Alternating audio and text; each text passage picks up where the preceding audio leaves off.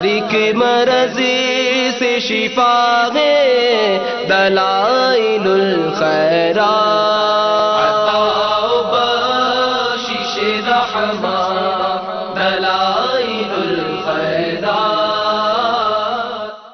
الحمدللہ رب العالمین والصلاة والسلام علی سید المرسلین، اما بعد فاعوذ باللہ من الشیطان الرجیم، بسم اللہ الرحمن الرحیم۔ الصلاة والسلام علیک یا رسول اللہ وعلی آلک واصحابک یا حبیب اللہ۔ الصلاة والسلام علیک یا نبی اللہ وعلی آلک واصحابک یا نور اللہ۔ مدنی چینل کے ناظرین، دلائل الخیرات شریف میں حضور جان عالم صلی اللہ تعالی علیہ وآلہ وسلم کا ایک نام اقدس سیدنا رحمت صلی اللہ تعالی علیہ وآلہ وسلم بھی آیا ہے، جو کہ بے شمار فضائلوں کا مجموعہ ہے۔ آئیے اس کے بارے میں ہم اس کے تحت جو خوبیاں آئی ہیں اسے سنتے ہیں۔ اللہ تبارک و تعالی نے حضور جان عالم صلی اللہ تعالی علیہ وآلہ وسلم کو بے شمار فضائل و محاسن ایسے عطا فرمائے کہ جن کی عظمت و رفت تک کسی کا وہم و گمان بھی نہیں پہنچ سکتا۔ حسن و جمال، جاہ و جلال، ملک و مال، جود و نوال، غرض ہر ایک کمال ان کو بخش دیا۔ پھر لطف یہ ہے کہ ہر کمال میں انہیں بے مثل و بے مثال بنا کر بھیجا۔ وہ سید المرسلین صلی اللہ تعالی علیہ وآلہ وسلم بھی ہیں اور رحمت للعالمین بھی ہیں۔ وہ مدثر مزمل بھی ہیں اور طٰہٰ یاسین بھی۔ وہ بشیر و نذیر بھی ہیں، وہ سراج و منیر بھی، جن کی تفصیل آپ نے سنی گزشتہ سلسلوں میں۔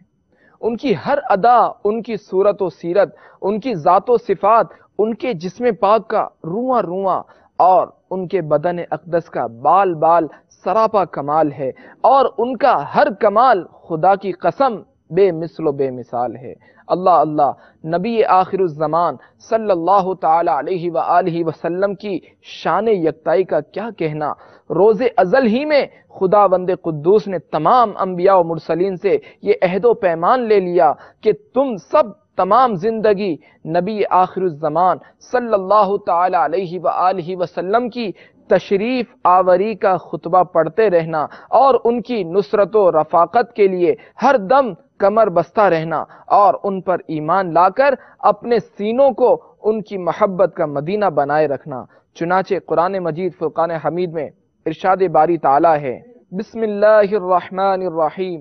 وَإِذْ أَخَذَ اللَّهُ مِيثَاقَ النَّبِيِّينَ لَمَا آتَيْتُكُم من كتاب وحكمة ثم جاءكم رسول مصدق لما معكم لتؤمنن به ولتنصرنه۔ ترجمہ کنز الایمان۔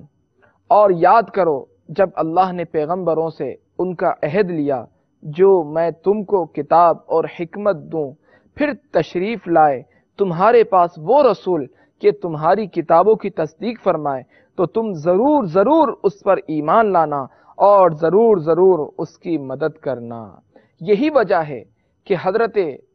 سیدنا آدم علی نبینا و علیہ الصلاۃ والسلام سے لے کر حضرت عیسیٰ روح اللہ علی نبینا و علیہ الصلاۃ والسلام تک تمام انبیاء و مرسلین اپنی زندگی بھر نبی آخر الزمان صلی اللہ تعالی علیہ وآلہ وسلم کی تشریف آوری کا خطبہ پڑھتے رہے اور ان کی مدح و ثنا کے گیت گاتے رہے۔ بستی بستی، جنگل جنگل، بڑے بڑے ریگستانوں میں، اونچے اونچے پہاڑوں کی چٹانوں پر ان کی شان رحمت اور بشارت کا وعظ کہتے ہیں اور ان کے حسن و جمال اور ادائے بے مثال کے گن گاتے رہے۔ کسی شاعر نے کیا خوب کہا، ندانم آ گلے خندا چے رنگ و بود دارت کہ مرغ ہر چمنے آرزوئے او دارت، یعنی میں کچھ نہیں جانتا اور کچھ نہیں بتا سکتا کہ وہ کھلتا اور ہنستا ہوا پھول کتنا عجیب رنگ اور کیسی انوکھی خوشبو رکھتا ہے کہ چمن رسالت کا ہر پرند اس کی آرزو اور تمنا میں چہچہا رہا ہے اور اس کی الفت و محبت کا دم بھر رہا ہے۔ صلو علی الحبیب صلی اللہ تعالی علی محمد۔ مدنی چینل کے ناظرین، سبحان اللہ سبحان اللہ، سرکار دو جہاں صلی اللہ تعالی علیہ وآلہ وسلم کی شان بے مثالی کا کیا کہنا۔ ایک مرتبہ حضرت جبریل امین علیہ الصلاۃ والتسلیم سلطان کونین کے دربار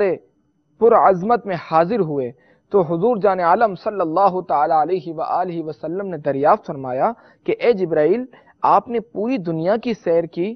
تمام پیغمبروں کا دربار دیکھا، ہر نبی اور رسول کے جمال کا دیدار کیا، بڑے بڑے سلاطین حسن و جمال کی شان جمال دیکھی، یہ تو بتائیے کہ میرا مثل و مثال بھی کہیں آپ کی نظروں سے کبھی گزرا؟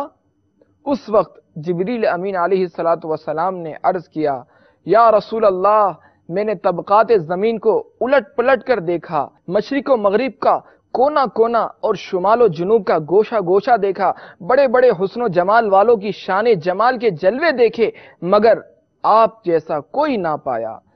حضرت حسان بن ثابت رضی اللہ تعالیٰ عنہ نے اسی مضمون کو کتنے انوکھے اور دلکش انداز میں نظم فرمایا۔ وہ ارشاد فرماتے ہیں، وَأَحْسَنُ مِنْكَ لَمْ تَرَ قَطُّ عَيْنِي وَأَجْمَلُ مِنْكَ لَمْ تَلِدِ النِّسَاءُ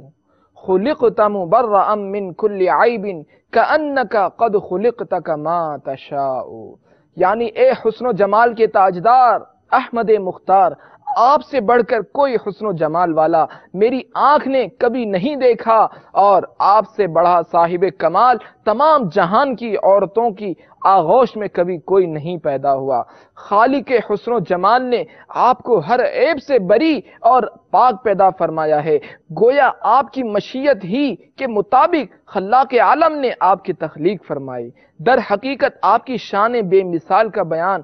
ماؤ شمار تو کس گنتی میں ہے، بڑے بڑے بادشاہان زبان قلم بھی آپ کی شان جمالی و بے مثالی کی منظر کشی نہیں کر سکتے۔ حضرت بلبل شیراز جناب شیخ سعدی رحمت اللہ تعالی علیہ نے میدان نعت میں طبع آزمائی کی تو یہ کہہ کے خاموش ہو گئے، یا صاحب الجمال و یا سید البشر، یا صاحب الجمال و یا سید البشر من وجهك المنیر لقد نور القمر لا يمكن الثناء كما كان حقه بعد از خدا بزرگ توئی قصہ مختصر، یعنی اے حسن و جمال کے مالک اور اے نوع انسانی کے سردار، آپ کے روئے منیر سے چاند بھی نور کی بھیک مانگتا ہے، اور بلا شبہ چاند کو بھی آپ ہی کے نور سے روشنی ملی ہے، ورنہ چاند کی حقیقت ہی کیا ہے، اور نور جمال محمدی سے چاند کو کیا نسبت؟ چاند سے تشبیہ دینا یہ بھی کیا انصاف ہے؟ چاند میں تو داغ ہیں اور ان کا چہرہ صاف ہے۔ لا يمكن الثناء كما كان حقه بعد از خدا بزرگ توئی قصہ مختصر، یعنی آپ کی مدح و ثنا کما حقه تو ممکن ہی نہیں،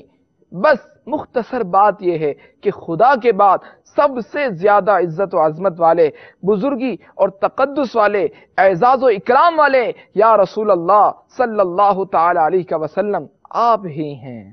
حضرت علامہ بوصیری رحمت اللہ تعالی علیہ نے قصیدہ بردہ شریف میں فرمایا، دع ما ادعته النصارى في نبيهم واحكم بما شئت مدحا فيه واحتكم، یعنی اے مسلمانوں، تم اپنے نبی کے بارے میں وہ بات تو مت کہنا جو نصارہ نے اپنے نبی کے بارے میں کہی، باقی اس کے سوا تو اپنے نبی کی مدح و ثنا میں جو کچھ بھی چاہے کہہ ڈال، اور نہایت عزم اور یقین کامل کے ساتھ کہتا چلا جا۔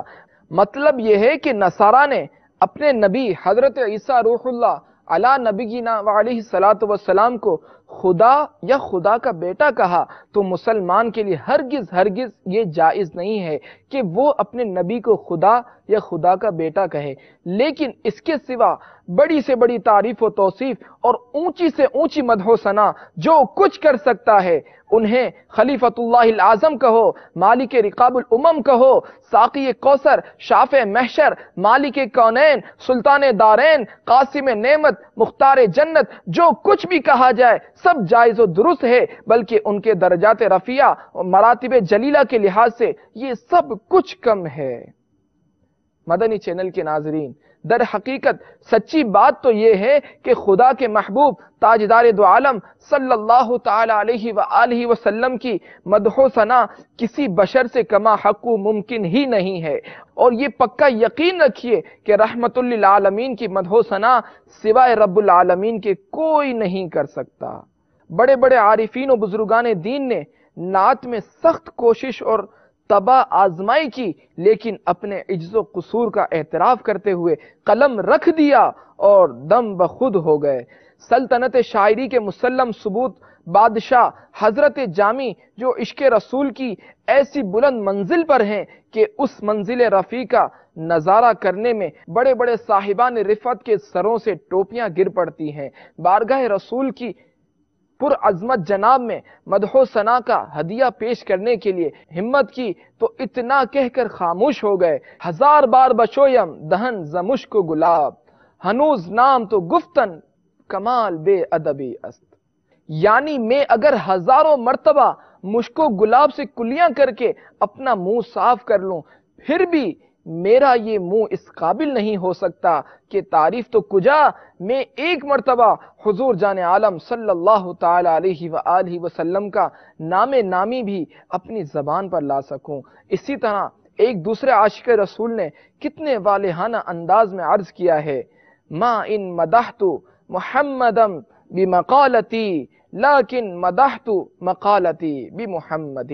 یعنی میں نے بہت کچھ حضور سرور عالم صلی اللہ تعالی علیہ وآلہ وسلم کی مدح سرائی اور تعریف و توصیف میں لکھا اور کہا، لیکن میرا یہ اعتقاد و یقین ہے کہ میں نے اپنے ان کلمات سے حضور جان عالم صلی اللہ تعالی علیہ وآلہ وسلم کی ذرہ برابر بھی نہ مدح کی ہے نہ کر سکتا ہوں، بلکہ میرا مقصد تو صرف یہ ہے کہ حضور جان عالم صلی اللہ تعالی علیہ وآلہ وسلم کا نام نامی و اسم گرامی لے کر میں اپنے کلام کو اس قابل بنا لوں کہ وہ لائق تعریف و تحسین بن جائے۔ میرے آقا سیدی اعلیٰ حضرت کیا خوب فرماتے ہیں، زندگیاں ختم ہوئی اور قلم ٹوٹ گئے پر تیرے اوصاف کا ایک باب بھی پورا نہ ہوا۔ صلو علی الحبیب صلی اللہ تعالی علی محمد۔ مدنی چینل کے ناظرین، اللہ تبارک و تعالی نے حضور جان عالم صلی اللہ تعالی علیہ وآلہ وسلم کا نام ہی محمد رکھا۔ محمد کے کیا معنی ہے سنیے، محمد، حمدہ، محمدو، تحمیدن، اس کے معنی ہے بہت زیادہ تعریف کیا ہوا۔ مفسرین کرام نے فرمایا کہ حضور جان عالم صلی اللہ تعالی علیہ وآلہ وسلم کا نام نامی محمد اس لیے رکھا گیا، یعنی تمام اگلوں اور پچھلوں نے آپ کی مدح و ثنا کی، اور ازل سے ابد تک ہمیشہ ہر دم آپ کی تعریف و توصیف ہوتی رہے گی۔ چنانچہ آپ سن چکے ہیں کہ کم و بیش 1,24,000 انبیاء و مرسلین دنیا میں تشریف لائے، اور یہ سب کے سب نبی آخر الزماں خاتم پیغمبراں صلی اللہ تعالی علیہ وآلہ وسلم کی تعریف و توصیف اور مدح و ثنا کا خطبہ پڑھتے ہوئے تشریف لائے، اور ان تمام انبیاء کی امتوں نے خدا کے آخری پیغمبر شفیع محشر صلی اللہ تعالی علیہ وآلہ وسلم کے ذکر جمیل اور ان کی ثنا و صفت میں رطب اللسان رہ کر خدا کی خدائی میں پیارے محمد کی مصطفائی کا ڈنکا بجایا اور دونوں جہان میں حامد و محمود ہونے کی سعادت حاصل کی۔ اللہ اللہ آپ کا رتبہ صلی اللہ علیہ وسلم، پڑھتی ہے دنیا رتبے کا خطبہ صلی اللہ علیہ وسلم۔ صرف دنیا ہی میں نہیں بلکہ میدان محشر میں بھی جب حضور سرور عالم صلی اللہ تعالی علیہ وآلہ وسلم شفاعت کبریٰ کے بلند مقام پر رونق افروز ہوں گے تو تمام اولین و آخرین بلکہ انبیاء و مرسلین آپ کی محبوبیت کبریٰ اور شفاعت عظمیٰ کو دیکھ کر آپ کی مدح و ثنا اور تعریف و توصیف کا ایسا ولولہ انگیز خطبہ پڑھیں گے کہ تمام میدان محشر میں پیارے آقا صلی اللہ تعالی علیہ وآلہ وسلم کی شان مصطفی کا ڈنکا بج جائے گا۔ یہی وہ مقام ہے جس کو قرآن مجید میں رب العالمین نے ارشاد فرمایا، عسیٰ ان یبعثک ربک مقاما محمودا۔ سارا میدان محشر آپ کی مدح و ثنا کے وجد آفرین کے نغمات مقدس سے گونج رہا ہوگا، اور ہر طرف یا شفیع المذنبین یا شفیع المذنبین کی پکار ہوگی، اور یا رسول اللہ اشفع لنا عند ربک غلغلہ ہو رہا ہوگا۔ سچ فرمایا برادر اعلیٰ حضرت نے،